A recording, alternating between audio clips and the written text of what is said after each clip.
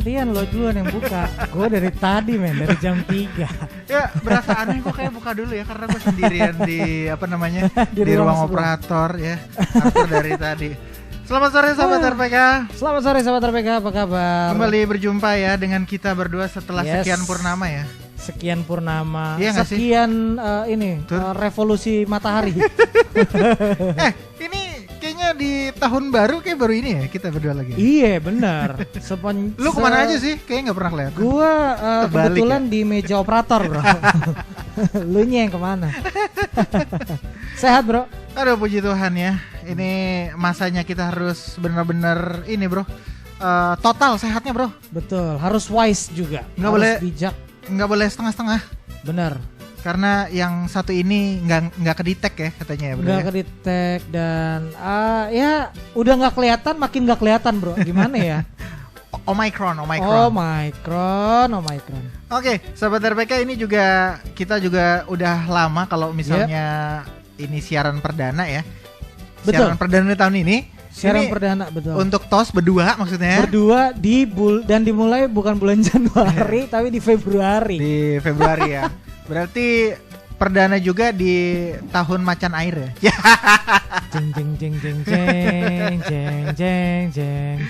Dan juga perdana ini di tahun ini bareng Coach David Nanolaita. Iya, di studio. Sudah hadir. Halo Coach. Halo. Kita langsung ketemu di langsung kopi darat ya. Kopi darat. Biasanya lewat kopi virtual. Sekarang langsung ketemu di sebelah nih. Kayak udah kangen ya Coach ya ke studio ya.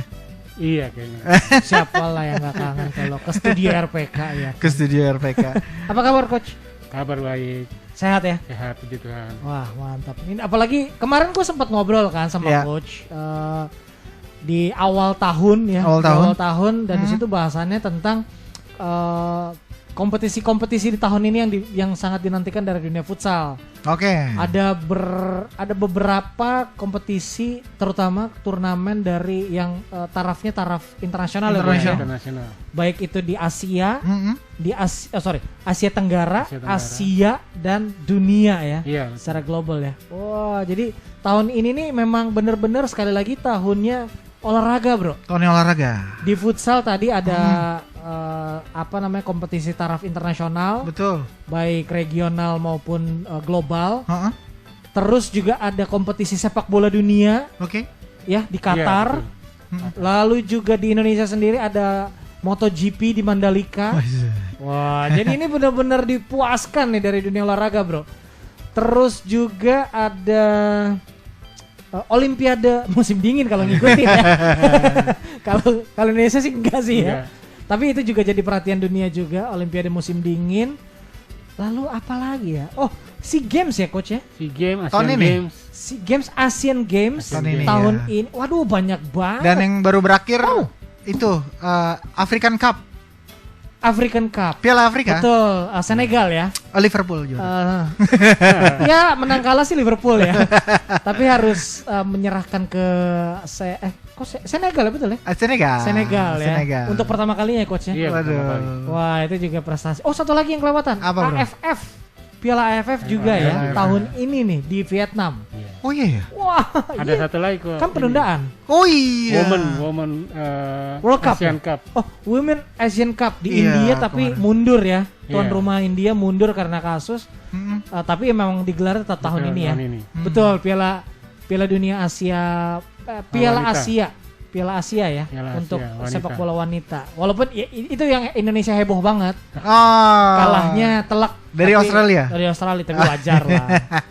Nah, kali ini nih coaching klinik kali ini mengangkat topik yang ini bukan di luar kebiasaan, tapi di luar pembahasan pada umumnya, Coach. Oke. Iya kan? Kalau biasanya kita bicara futsal soal pendidikannya, kepelatihannya. Pelatihan terutama untuk anak-anak usia dini. Coaching, mentoring gitu ya. Mentoring, technical apa segala macam yang langsung ada kaitannya sama dunia futsal. Iya. Tapi kok kali ini kode etik perlindungan anak. Ini Kode ada etik perlindungan anak, ada benar. hubungannya karena kasus di Liga Inggris kemarin yang harus menyebabkan satu orang ditangkap nomor 11. Beda. Apa coach? Ini gue juga baru tahu nih. Ini harus harus update dari coachnya langsung nih. Betul. Iya, Oke. Maksudnya apa sih coach kok mau mengangkat kode etik perlindungan anak tuh apa? Bukannya main bola ya memang dilindungin secara law of the game gitu kan. Memang Benar, harus dilindungi, tapi ini apakah memang kode etik perlindungan anak di dalam lapangan futsal atau juga di luar lapangan futsal? Iya, jadi ini kasus ini, berita ini muncul dari IG dari salah satu Oke. Sosial media gitu ya? media, ya, dan di situ dia menceritakan tentang adanya pelecehan terhadap anak dan anak futsal. Anak-anak futsal berarti banyak. Iya, yang dilakukan oleh pelatihnya. Tunggu, oke, oleh pelatihnya. Ini di Indonesia atau di luar? Di Indonesia, sayangnya di Indonesia. Oh, oke. Di Indonesia. Benar. Boleh sedikit cerita dok? Ini karena kita buat latar belakang ya, latar belakangnya juga. Betul. Oke, terjadi di Indonesia oleh seorang pelatih futsal. Ini di tingkat apa nih? Klub kah atau di luar atau masih di daerah atau bagaimana? Iya, kejadiannya di tingkat klub ya, jadi anak-anak sekolah futsal ya. Sekolah futsal di daerah Bogor, kalau saya sebut daerah Bogor.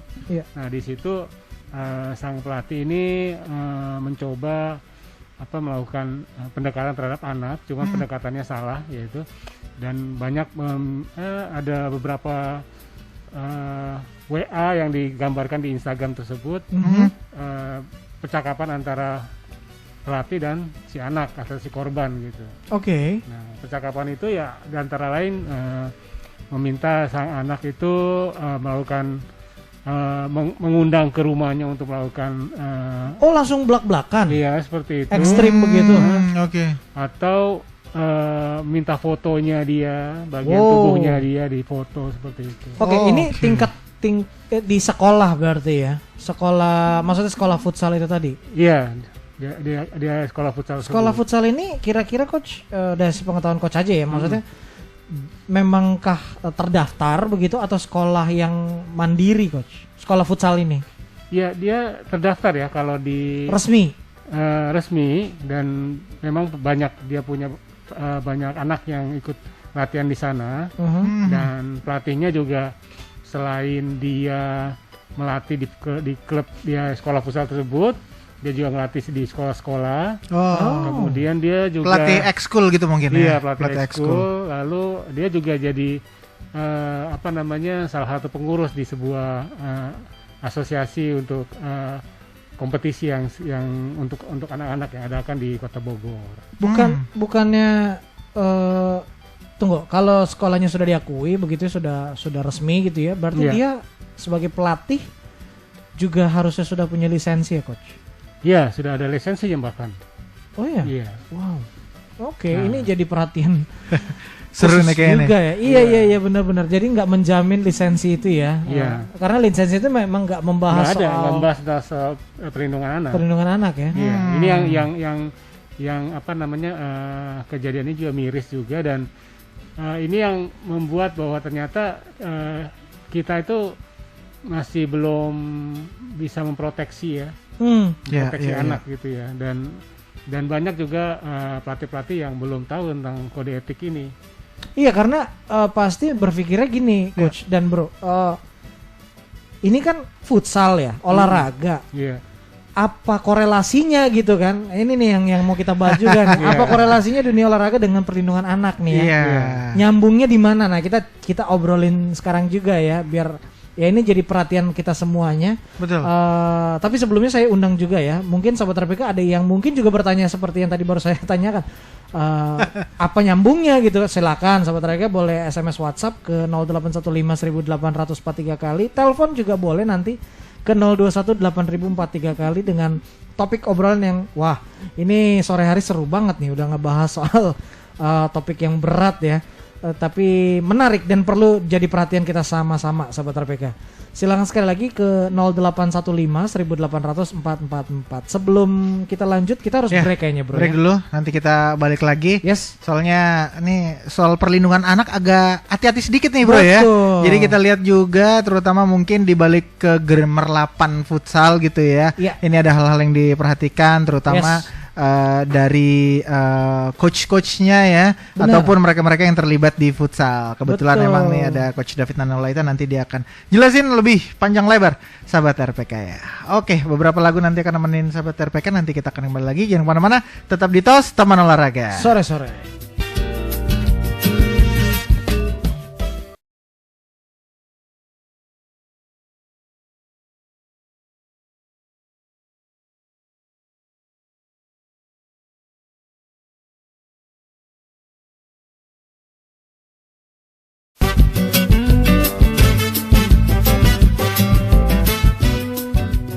Baik lagi sahabat RPK di TOS Teman Olahraga Sore-sore. Gue lagi ngobrol seru sih sebelum udara, tapi jangan diobrolin di udara. Wah, kayaknya off the record ya. Bareng Coach David Nanulaita sahabat RPK. Kalau misalnya sedang memantau gelombang FM 9630, sahabat RPK juga bisa nonton sekarang nih ya. Iya, bisa lihat di YouTube. Ya, live stream. Jadi bisa lihat di belakang Arthur sama Coach itu ada temanya ya. Iya, kode etik perlindungan anak. Benar, gitu. Benar nah banget. Ini tadi gue scrolling juga nih, baca-baca ternyata pelakunya sudah ditangkap ya, Coach ya. Pelakunya sudah ditangkap dan ya beliau tersangka ini ya, ini ternyata pelatih futsal dan juga tadi benar ngajar di sekolah-sekolah, jadi kayak sekolah ekskul gitu bro. Iya. Di sekolah ngadain ekskul itu dia mungkin jadi pelatih dan ternyata kata kepolisian katanya pernah mengalami korban kekerasan seksual sesama jenis dulu, mungkin ekses kali seperti itu ekses. Ya. Iya. Nah, ini soal kode etik perlindungan anak nih, apa Coach itu diberikan inikah ada ada kurikulumnya atau ada materinya kepada para pelatih-pelatih untuk perlindungan kepada anak-anak latih ya, kalau bisa dibilang ya, anak-anak latih futsal nih, Coach. Silakan Coach. Iya, jadi memang perlu penjelasan kepada para pelatih ya, yang khususnya pelatih yang mau melatih anak-anak usia dini ya. Umur memang belum ada ya Coach ya? Belum ada. Jadi materi di kepelatihan. Materi itu nggak ada di license pelatihan sih nggak ada. Ya, tapi mungkin ini perlu yang namanya seperti kayak workshop gitulah ya, untuk memberitahukan kepada para pelatih bahwa ada kode etik untuk perlindungan anak. Nah, dan juga bagi pemilik sekolah futsal juga harus sekarang nih udah mesti tahu nih, kalau dia merekrut seorang pelatih, dia harus tahu rekam jejak si pelatih. Oke, sorry Coach. Maksudnya juga bukan sekedar perlindungan untuk perlindungan anak ini bukan di persoalan yang tadi ya, seksualitas, tapi juga beragam kan ya, kalau yang namanya perlindungan untuk kekerasan anak, penganiayaan anak, terus atau apakah dia juga punya masalah KDRT juga, bullying seperti itu. Dan, cuma ini kalau bicara perlindungan anak nih ya, sama pertumbuhan mental, benar. Bentrok nggak kalau misalnya kan kalau bullying gitu ya, ada sisi pelatih yang mungkin keras. Kalau dulu istilahnya hair dryer kalau Sir Alex keras memaki, menekan, tapi tujuannya supaya dia termotivasi mental ya. Iya. Tapi kalau ternyata si anak menangkapnya salah lalu dilaporkan, ini dia abuse nih, gimana Coach? Contoh. Iya, bisa aja seperti itu. Nah, sekarang ada cara-cara yang mungkin bisa dilakukan, misalkan tidak memaki anak itu di depan anak-anak yang lain, teman-teman yang lain. Tapi susah Coach, karena melatih. Kita bisa panggil dia, terus kita bisa bicara kepada anak itu bahwa apa yang yang kita minta seperti apa, dan itu juga sebuah pendekatan yang lebih baik ya dibanding kalau zamannya dulu memang kita punya pelatih killer ya. Iya, pelatih killer betul. Sampai kita nggak berani datang latihan kalau dia nggak dia datang gitu, kita kalau terlambat kita bakalan kena hukum. Itu. Iya. Nah, tapi sekarang ini hukumannya bisa dibuat beragam ya. Artinya nggak perlu anak itu disuruh dijemur di panas matahari atau disuruh lari keliling lapangan sampai latihan selesai, enggak. Tapi kita kasih ya sesuatu yang membuat anak-anak itu juga mengerti apa kesalahannya dia dan tahu kenapa dia dihukum, dan hukuman itu harus memberikan sebuah yang membangun buat si anak gitu misalkan. Oke. Ya kalau yang seperti ini pasti beragam nih reaksi, beragam respon gitu ya, karena kan pola kepelatihan orang tuh berbeda. Benar. Ada pelatih pasti menganggap ini gue nggak abuse, tapi ada pelatih yang gue ini terlalu berlebihan. Tapi kalau balik lagi ke kasus yang di awal tadi, itu persoalan yang zero tolerance tadi ya. Zero tolerance. Betul ya. Benar. Maksudnya ya berarti harus ada pembeda begitu kan, harus ada semacam leveling ketika seorang anak bisa dilihat atau masuk kriteria dia disakiti dalam tanda kutip begitu ya. Ya kan, nggak semuanya sama rata dong coach. Nggak semuanya sama rata. Jadi nanti kalau ya tadi misalnya lagi kan wajar ya kalau pelatih marah ya tanpa sengaja di depan orang, di depan anak, ya maksudnya karena dia salah gitu kan.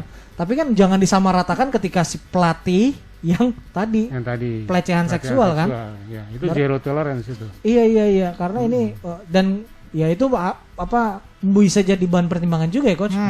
Ketika apalagi belum ada belum ada aturan tertulisnya ya soal ini ya di klub-klub. Iya, itu kebijakan yang untuk kode etik perlindungan anak ini itu dari klubnya sendiri sih, atau dari organisasi atau dari institusi yang ingin mengadakannya gitu. Dan kalau dia aware tentang hal itu, dia harus lakukan itu. Menurut coach ini bisa nggak diterapkan? Oh bisa kepada semua klub-klub sekolah sepak bola misalkan atau klub-klub olahraga lainnya.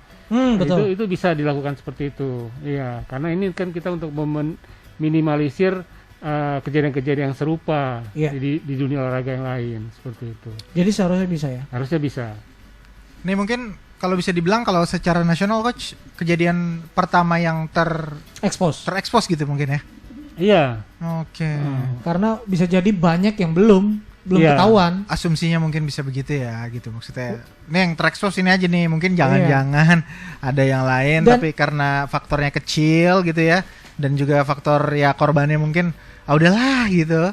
Bisa jadi efek bola salju, bro.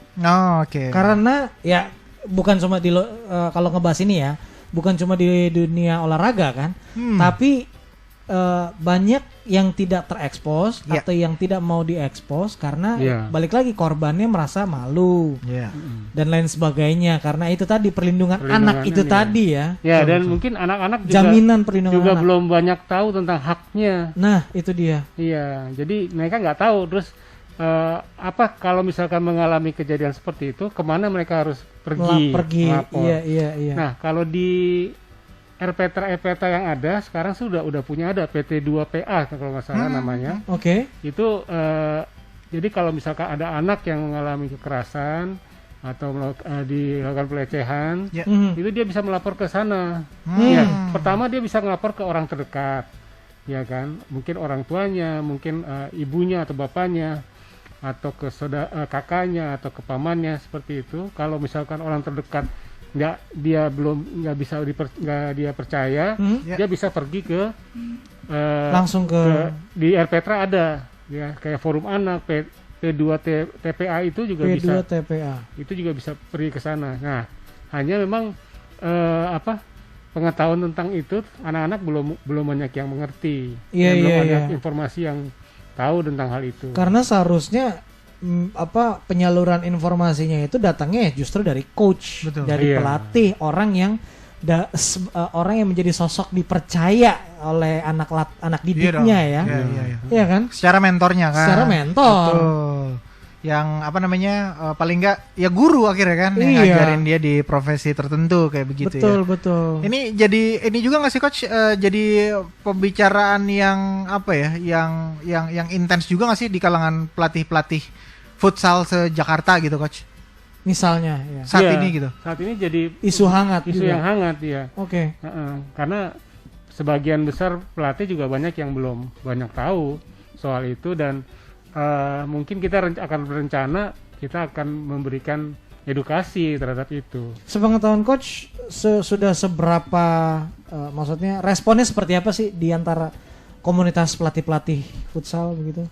Oh, banyak sekali ya, mereka sudah merespon bahwa mereka ingin sekali untuk mendapatkan edukasi tersebut. Oh, baik. Dan ada beberapa di komunitas pelatih futsal di sekitar di Bandung misalkan, atau di mana ada juga yang namanya kayak memberikan ikrar seperti itu, kayak di Pledge United untuk wanita ya, perlindungan terhadap wanita.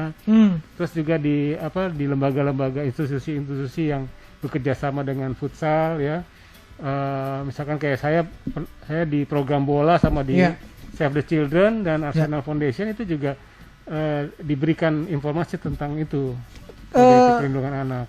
Ini bisa jadi ya, kenapa enggak kita mengadopsi cara-cara di Liga Eropa ya, di mana mereka mengkampanyekan anti kekerasan kan, stop violence. Lalu juga di Liga Inggris itu soal kesetaraan ras. Jadi mungkin di liga boleh digaungkan begitu lewat Liga Futsal Nasional, ada gimmick tersendiri gitu ya untuk mengingatkan soal ini. Iya, soal mungkin kita bisa melakukan ikrar bersama sebelum liga dimulai. Iya, atau kalau kasih emblem lah yang membuat mengingat kepada atau gimmick-gimmick ya, kayak di Liga Inggris kan mereka berlutut begitu setengah kaki atau apalah begitu. Benar. Ya kan 5 menit stop dulu, menit kelima stop selama 10 detik misalnya. Sebagai bentuk kepedulian dan kampanye gitu. Supaya banyak atensi dari pencinta futsal begitu kan? Iya, betul. Oke. Nanti Coach tadi udah sedikit nyebutin tuh ada Save the Children ya, Coach ya? Iya. Nanti kita akan coba hubungi nih. Iya. Ada seorang narasumber juga. Oh, oke. Melalui telepon ya? Iya, temannya Coach kayaknya nih. Oke. Dari nama komunitasnya udah kebaca sih ya, Save the Children ya. Jadi udah jelas ya untuk menabung ya. Betul. Kan saving. Save. Iya. Nabung untuk anak. Atau ada hubungannya sama Michael Jackson ya? Oh iya ya, save the world, heal the world, Bang. Oke, kita akan lanjut lagi ya. Tapi sebelumnya kita cocokkan dulu tanda waktu di studio.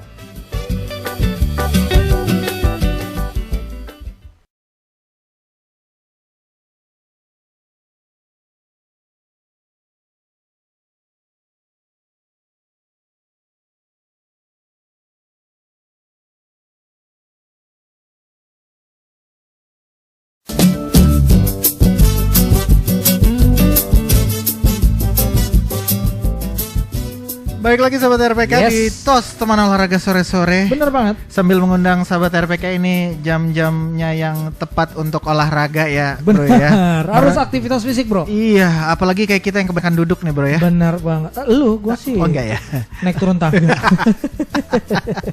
Baik, kita masih bersama Coach David Nanulaita di Kode Etik Perlindungan Anak, sahabat ini RPK. Karena kita tim ya, ini tema khusus kalau boleh dibilang. Tema khusus ya, karena kita sedang meneropong nih ya. Iya. Ini kejadian bukan beberapa dalam 1 minggu ini ya. Iya betul. Ini ada kejadian di luar oknum seorang pelatih futsal gitu ya, ataupun pelatih ekskul gitu, yang diduga melakukan pelecehan anak dan sudah ditangkap sih, tapi ya informasi terakhir kita sedang bahas ini. Dan di ujung telepon kita juga sudah tersambung nih, Bro. Ini ada Pak Hernowo dari Save the Children. Kita sapa aja langsung. Selamat sore Pak Hernowo. Halo, selamat sore Mas Daniel. Ya. Teman-teman semua. Iya, Mas Pak Hernowo, di situ ada Daniel, ada saya Arthur, ada juga Coach David Nanulaita. Iya. Sore Pak Her. Iya, selamat sore. Kabar sehat, Pak? Sehat, puji Tuhan, terima kasih. Wah, mantap. Ini Pak Hernowo dari Save the Children nih, Pak Hernowo boleh dikasih tahu dong di Save the Children sebagai apa nih, Pak? Iya, terima kasih Mas. Saya di Save the Children Indonesia sebagai Youth and Child Protection Program Manager dan membawai salah satu program sepak bola yang kita sebut sebagai sepak bola berketahanan, itu kalau di bahasa Indonesia kan, tapi sebenarnya proyeknya sendiri namanya Coaching for Life. Mas, nanti kalau sudah ada waktu bisa coba googling Coaching for Life, nanti akan keluar. Mas. Coaching for Life. Iya. Wow. Sepak bola berketahanan, bro.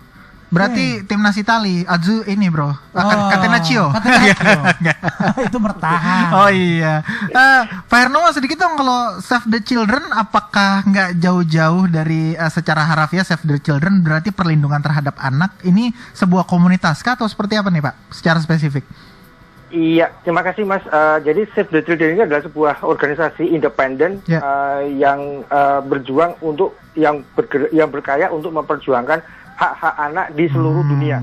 Jadi didirikan tahun 1919, waktu itu setelah Perang Dunia Pertama di Inggris, dan kemudian sampai sekarang sudah beroperasi di lebih dari 120 negara termasuk di Indonesia. Gitu, Mas. Wow, oke. Ini kalau British Arthur suka nih. Dari Inggris, Bre. Yang ngedirin. Oke, ini menarik Pak Hernowo, salah satu programnya tadi anak-anak dan sepak bola ya Pak. Itu kenapa sepak bola, apa olahraga yang lain nggak ada Pak? Oh iya, karena saat ini kami didukung oleh klub sepak bola terkenal di Inggris, yaitu Arsenal. Arsenal tuh punya. Coba diulang lagi Pak, siapa Pak klub? dari Arsenal. Sepak bola, tapi Arsenal di luar peringkat 5. Dia juga mempunyai sebuah yayasan ya, jadi semacam yayasan kita sebut sebagai Arsenal Foundation. Jadi dia yang mendanai program ini. Jadi program ini ingin membuktikan kepada masyarakat bahwasanya resiliensi atau ketahanan anak itu bisa dibangun loh melalui olahraga. Dalam hal ini adalah sepak bola. Seperti itu Mas. Asal anaknya dilindungi ya Pak Hernowo? Pasti di dalam Save the Children, karena Save the Children adalah organisasi yang memperjuangkan hak anak, maka Save the Children mempunyai sebuah policy atau kebijakan mengenai keselamatan anak. Itu sangat penting. Karena apa? Karena ini untuk memastikan bahwasanya setiap anak yang berinteraksi dengan Save the Children dan juga dengan para partnernya, mitra-mitranya, termasuk Coach David ini juga yang sekarang ada di studio, itu aman dari segala bentuk kekerasan. Gitu Mas. Itu ya. Iya, saya mau tanya Pak Hernowo, apa dari kacamata Save the Children ya, apa yang bisa jadi pembeda antara kekerasan begitu dengan yang tadi sempat ngobrol juga dengan Coach David, kategori kekerasan terhadap anak dengan kategori perlakuan dalam disiplin rangka, gitu. Disiplin, ya. Oke. Iya. Itu memang menarik Mas diskusinya ya. Jadi memang masyarakat umum memang masih seperti saya juga ya. Saya kan generasi lama nih. Dulu mungkin orang tua saya kolonial. Berpikirannya kan dikerasin supaya bisa bagus gitu kan. Betul, ya. Mendidik. Iya, pendidikannya bisa seperti itu. Nah sebenarnya kalau di Save the Children ini lebih kepada memperkenalkan positif disiplin gitu Mas. Jadi membuat anak disiplin dengan cara positif. Jadi tidak harus dengan kekerasan. Jadi misalnya diberitahu gitu kan, kalau misalnya kenapa kamu berbuat seperti ini? Oh mungkin sebaiknya seperti ini gitu loh Mas. Jadi tidak menggunakan kekerasan. Karena apa? Karena kan anak itu kan mempunyai hak ya. Jadi ada 4 hak dasar sebenarnya. Jadi yang pertama hak hidup. Itu adalah menjadi hak yang paling utama. Kemudian hak tumbuh kembang. Nah, hak tumbuh kembang ini erat hubungannya dengan perilaku orang dewasa yang harusnya melindungi dia. Tadi Mas Daniel sebutin bahwasanya kekerasan bisa mendisiplinkan anak. Nah, sebenarnya ada cara lain, yaitu positif disiplin. Jadi mendisiplinkan anak dengan cara yang positif. Gitu, Mas. Kemudian juga hak mendapat perlindungan.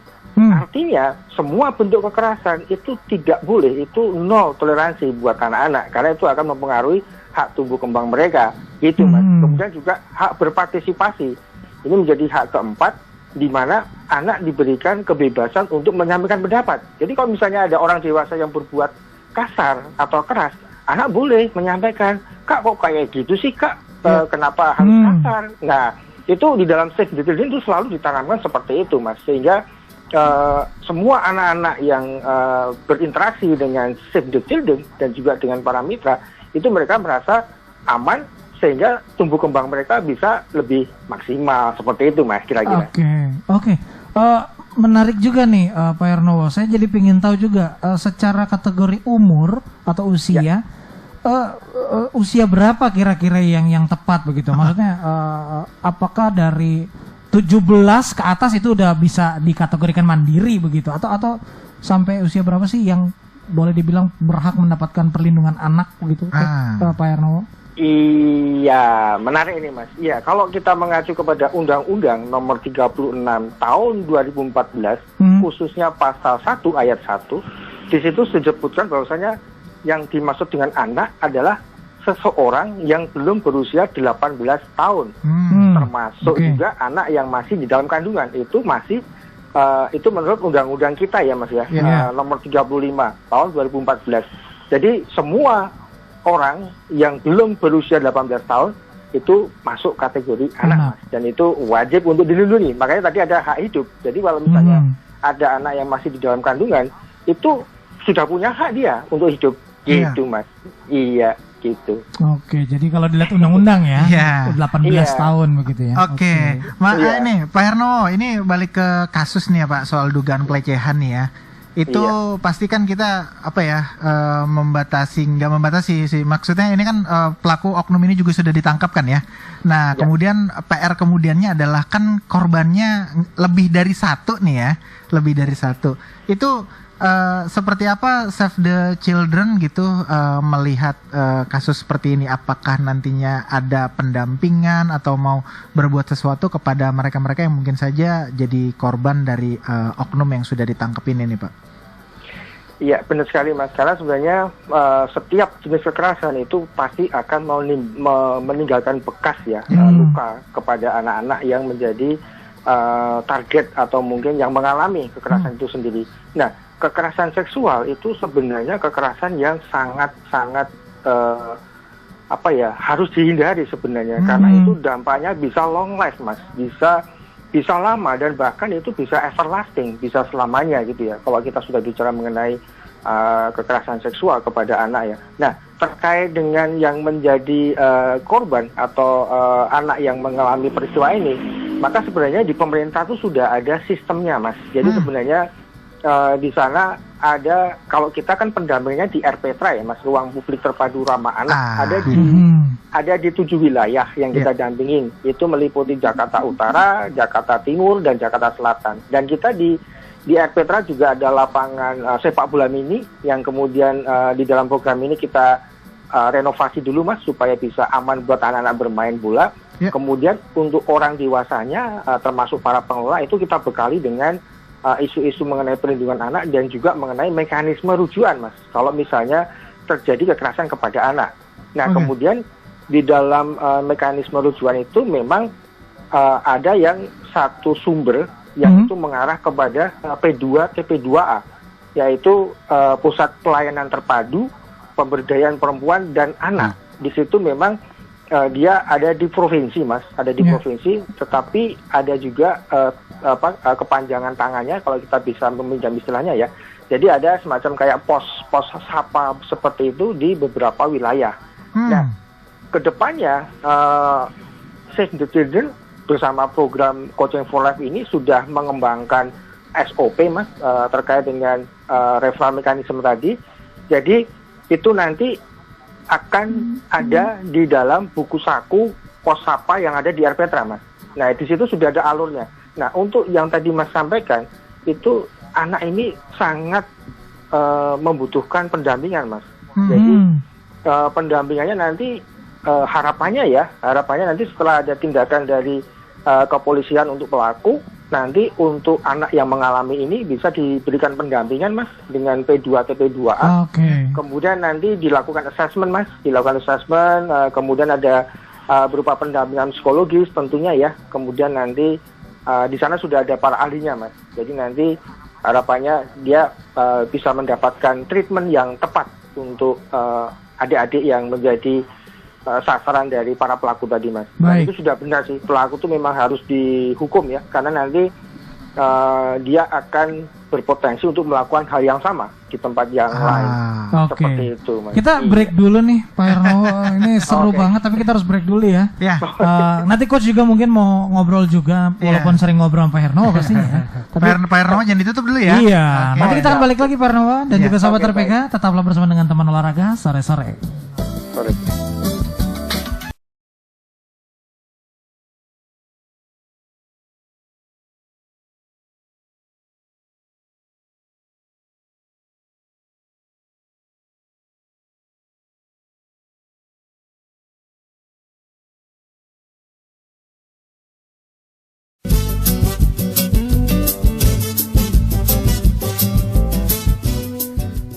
RPK FM Jakarta. Kita tiba di kuadran terakhir ya bro ya. Ini di tengah keseruan kita membincang kode etik perlindungan anak ya. Ini satu materi yang ternyata krusial dimunculkan sama Coach David Nanulaita menyikapi kasus terbaru ya, Tur ya. Betul. Dan kita juga dapat narasumber yaitu Pak Hernowo dari Save the Children yang ternyata kok gue baru tahu ya, ternyata ada teman-teman juga gitu ya dari komunitas ini yang ternyata punya program khusus gitu ya, tumbuh kembang anak melalui ketahanan mereka terutama di dunia sepak bola seperti itu. Pak Hernowo masih bersama kita ya? Masih, Mas. Masih. Oke, Coach David mungkin ada pertanyaan sama Pak Hernowo juga nih terkait juga dengan Save the Children sama kasus yang ada nih. Iya, Pak Her.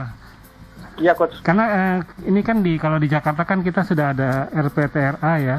Terus di situ ada P2TP2A. Nah, kalau misalkan kejadiannya ini kejadiannya di Bogor nih, Pak. Nah, itu gimana, Pak? Di sana apakah sama dengan yang ada di Jakarta atau seperti apa, Pak? Iya, makasih Coach David. Kalau di Bogor, saya pikir karena P2TP2 ini kan memang sebenarnya tingkatnya di provinsi ya. Saya pikir kalau di Bogor nanti bisa, Coach. Saya pikir akan ada institusi yang sama ya. Mungkin di sana coba dulu Coach David nanti dan mungkin kita perlu mengikuti beritanya ya. Saya pikir ini karena sudah masuk ke ranah polisi, biasanya polisi sudah cukup aware bahwasanya kalau ini melibatkan anak-anak nanti akan dirujuknya ke P2TP2A, Coach. Tapi nanti bisa dicek lagi sih, Coach David. Seperti itu, Coach. Oke, Pak. ini tadi baru tahu ya, ternyata memang ada kerjasama juga, bukan kerjasama ini Pak Hernowo kalau bisa dibilang tadi karena tergelitik sama nama Arsenal gitu. Apa salah satu di Premier sana gitu cuma Arsenal doang atau ada klub-klub lain juga yang ada komunitas serupa gitu, Coach Pak Hernowo? Iya, maksudnya komunitas untuk di perlindungan anaknya atau seperti apa nih? Iya, seperti di Save the Children juga gitu. Untuk saat ini memang Save the Children bekerja samanya dengan Arsenal, Mas. Tapi tidak menutup kemungkinan sepertinya ada klub sepak bola yang lain yang mempunyai program, tapi saya kurang begitu paham apakah programnya di isu-isu perlindungan anak atau mungkin lebih kepada pengembangan skill ya. Karena memang ini saya juga cukup impress karena Arsenal ini loh klub sepak bola yang ternyata juga punya kepedulian nih terhadap isu-isu perlindungan anak ini sepertinya menarik juga, Mas. Jadi itulah kenapa saya akhirnya mencoba untuk berbagi pengalaman ya dalam isu. Karena saya sendiri sebenarnya bukan pemain bola, Mas. Pemerhati ya, Pak? Saya pemerhati, jadi saya pikir ini bagus juga, menarik juga. Ternyata tidak hanya memikirkan isu sepak bolanya, tetapi juga kepedulian terhadap perlindungan anaknya ya. Jadi saya pikir ini menarik sih, Mas. Karena juga peserta program tidak semuanya anak-anak yang memang bisa bermain sepak bola. Tetapi kenapa ini sepak bola? Karena sepak bola menjadi wadah yang tepat ya untuk anak-anak bertemu, kemudian berinteraksi, dan di situ diciptakan situasi yang aman sehingga mereka bisa berdiskusi dan bermain bola dan juga belajar mengenai resiliensi, Mas, atau ketahanan bagi anak-anak. Seperti itu sih, Mas. Oke, kalau sampai sejauh ini kerjasama sama negara seperti itu ya, Mas, ya kan mereka juga punya Komnas Perlindungan Anak seperti itu ya. Itu kerjasamanya di seperti apa tuh? Misalnya kayak bagi tugas mungkin ya, terutama untuk untuk pemenuhan hak anak-anak seperti itu, Mas. Pak Hernowo. Ya, untuk sementara ini Arsenal sebagai penyandang dana ya. Jadi penyandang dana. Jadi di awalnya itu sekitar tahun 2000 berapa ya? Saya agak lupa Mas. 2016, 2017 mungkin ya. Jadi Save the Children yang ada di UK, yang ada di London itu bertemu dengan pihak Arsenal.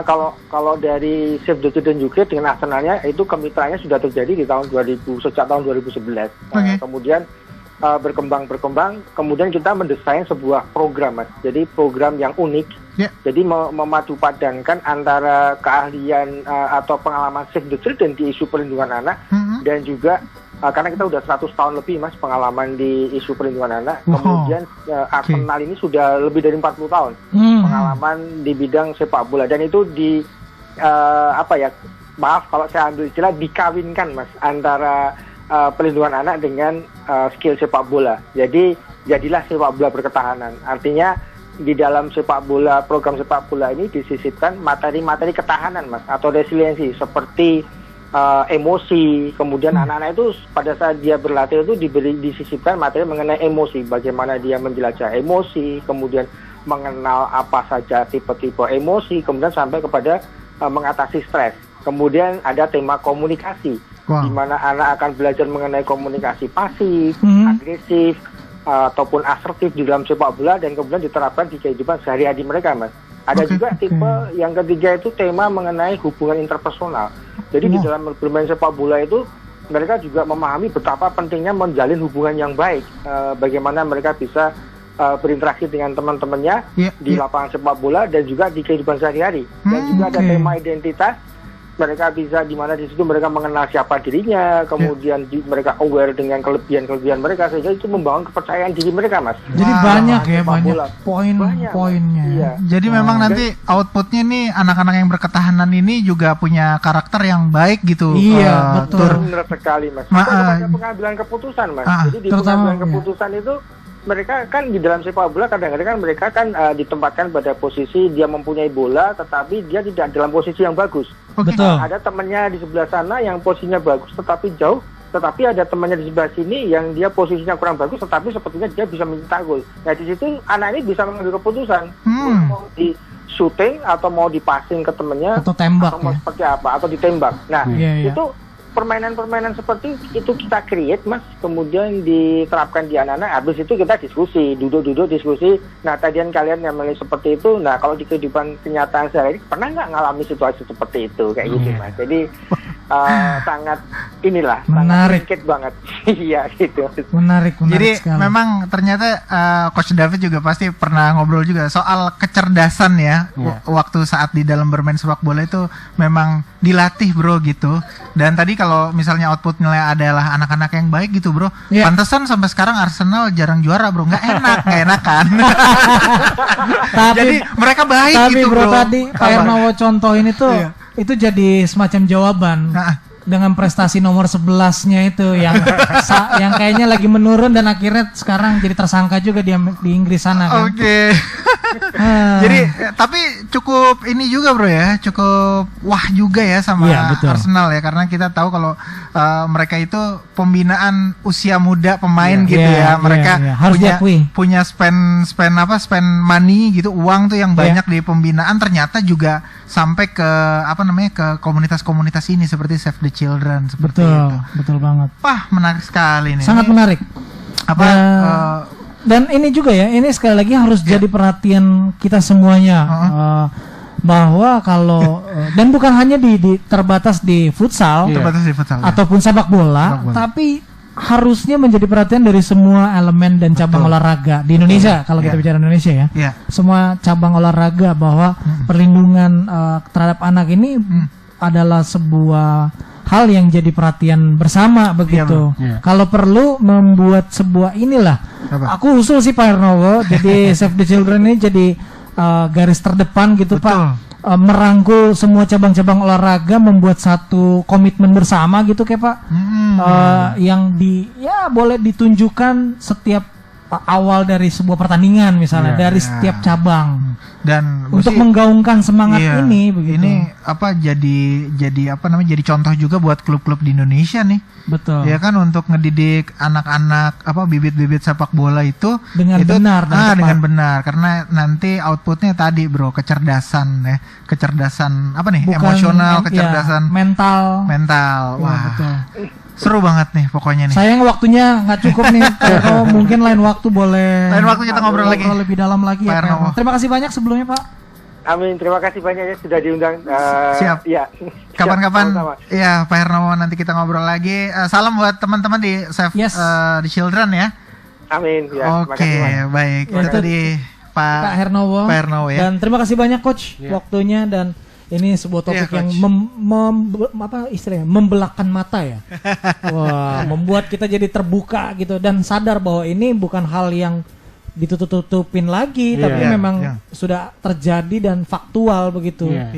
Dan jadi bikin ternyata pentingnya perlindungan anak-anak, terutama mereka yang ada di klub-klub latihan ya, setiap cabang olahraga gitu, terutama juga yang ini kalau bisa dibilang faktor pelatih ya bro ya, ini sangat penting terutama terhadap tumbuh kembang anak. Dan jika ada yang memang bermasalah, terutama mungkin sahabat RPK, jangan segan-segan untuk melapor ya bro ya. Betul, tadi di RTPR setiap RTPR ada ya. Ada PT2TP2A. Nah, dicatat dan dicari saja tuh sahabat RPK. Oke, sekali lagi terima kasih banyak Coach. Atas waktunya, dan tadi sudah dengan Pak Hernowo melalui line telepon, dan ini menjadi tanda waktu. Saya Arthur Tesan dan juga rekan saya Daniel Tanamal. Kami harus pamit undur diri. Tetap sehat, stay strong sahabat RPK, tetap sehat optimis dan jangan lupa beraktivitas fisik ya. Yes. Dan kita jumpa lagi di program yang lainnya. Kami berdua pamit, sampai jumpa. Bye bye.